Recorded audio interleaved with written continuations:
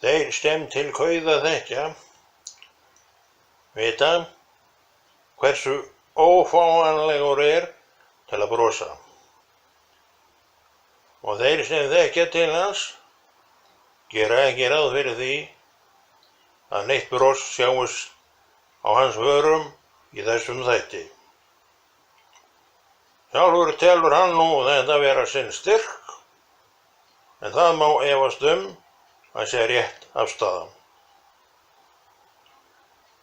Honum illa við bros annarra og hefur því ekki vanið sig á að brosa sjálfur.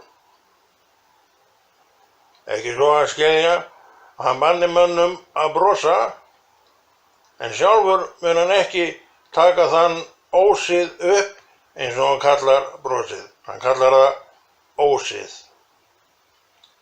Sér hann ekki ástæðu til þess eins og lífið í dag að brosa mikið og ákvað því dag einn að gjörsamlega þurrka það af sínu andliti og hefur algjörlega staðið við það fram á þennan dag.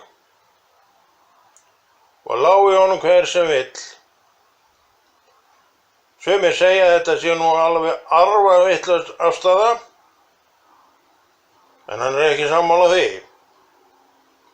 Hann telur að bros sé vá sem ber að þurrka út úr öllu mannlífi.